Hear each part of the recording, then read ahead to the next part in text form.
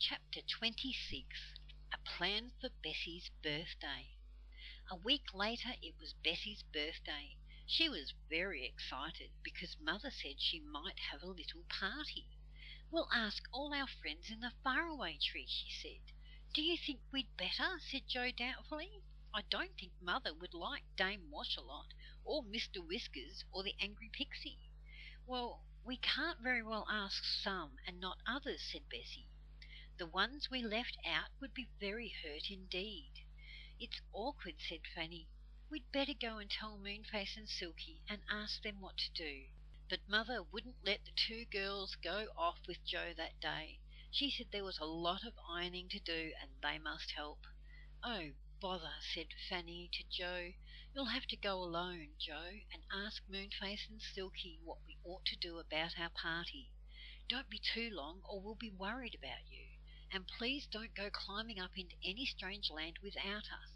"Don't worry," said Joe. "I'm not going to visit any more lands at the top of the faraway tree. I've had enough adventures to last me for the rest of my life." He set off. He ran through the enchanted wood and came to the faraway tree. It was a hot afternoon and not many little folk were about. It seemed almost too hot to climb the tree.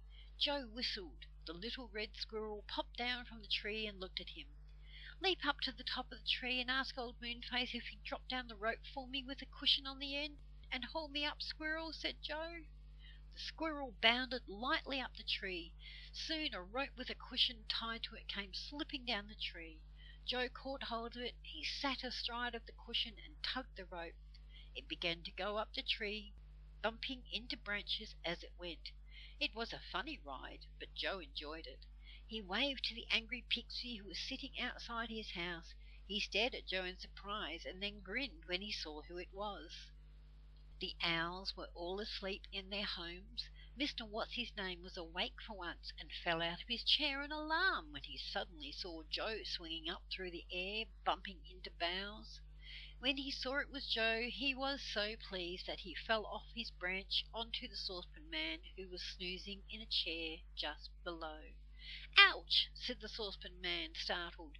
"What's the matter? What are you jumping on me for?" "I'm not," said Mr. What's-his-name. "Look, there's Joe." "Go? I don't want to go," said the saucepan man, settling down again. "Don't be so restless." "I said there's Joe," roared What's-his-name. "Where?" said the saucepan man in surprise, looking all around.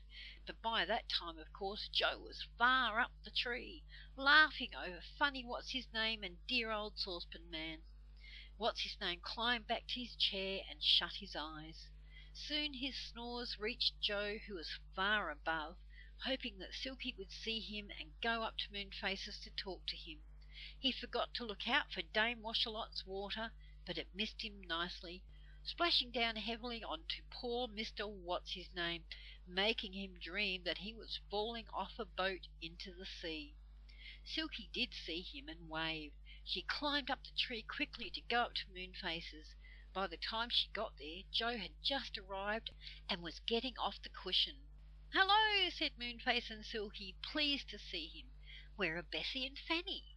Joe told them. He told them about Bessie's birthday too, and her difficulty about how many people she should ask. "We'd like everyone," said Joe, "but Mother wouldn't like some of them, we are sure. What shall we do?" I know," said Silky, clapping her hands suddenly.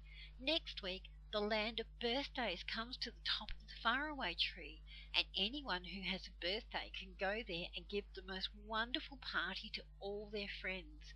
Oh, it would be lovely. Last time the birthday land came, nobody had a birthday, so we couldn't go. But this time we can, because Bessie could ask us all." "It sounds good," said Joe, "but I didn't really want to go into any strange land again. You know, we always seem to get mixed up in queer adventures. So far we've always escaped all right, but we might not another time." "Oh, no harm can come to you in the Land of Birthdays," said Moonface at once. "It's a wonderful land. You really must come. It's a chance you mustn't miss." "All right," said Joe, beginning to feel excited. "I'll tell the girls when I get back." "And we'll tell everyone in the tree, and Mr. Whiskers and his brownies too," said Silky. "Bessie would like everyone to go, wouldn't she? Oh, yes, said Joe. What happens, though? I mean, do we have to arrange about tea or anything? And what about a birthday cake? Fanny was going to make one for Bessie. Tell her not to, said Silky. She'll find everything she wants up the birthday land. My word, we are lucky. Fancy someone really having a birthday just as the birthday land comes along.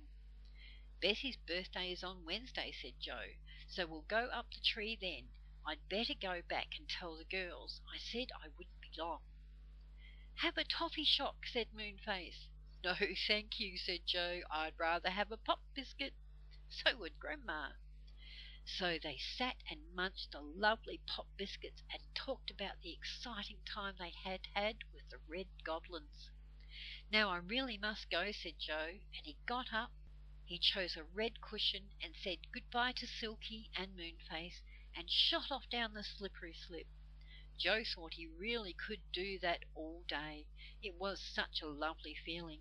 He flew out of the trapdoor at the bottom and landed on the moss. He got up and ran home. The girls were pleased to see him back so soon.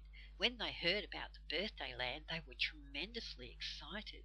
"Ooh," said Bessie, going red with joy. "I am lucky. I wonder what will happen. Do you suppose there will be a cake for me?"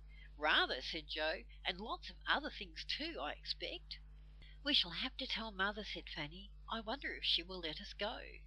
Mother didn't seem to mind. "I expect it's just some sort of birthday joke your friends in the wood are playing on you," she said. "Yes, you can go if you like. Our cottage is really too small for a very large party." "I shall wear my best dress," said Bessie happily, "the one Mother got me last week with the blue sash." But Mother wouldn't let her. "No," she said firmly. "You will all go in your old clothes. I remember quite well what you looked like when you went to tea with that funny friend of yours, the old saucepan man. I certainly shall not allow any of you to wear nice things next Wednesday." Bessie was nearly in tears. "But, Mother, I can't go to my own birthday party in old clothes," she said. But it was no good. Mother said they could wear old clothes or else not go. So there was no help for it. "I don't know what everyone will think of us, going to the birthday land in our oldest things," said Joe gloomily. "I've a good mind not to go." But when Wednesday afternoon came, they all thought differently. Old clothes or not, they meant to go. "Come on," said Joe. "It's time we went to the land of birthdays."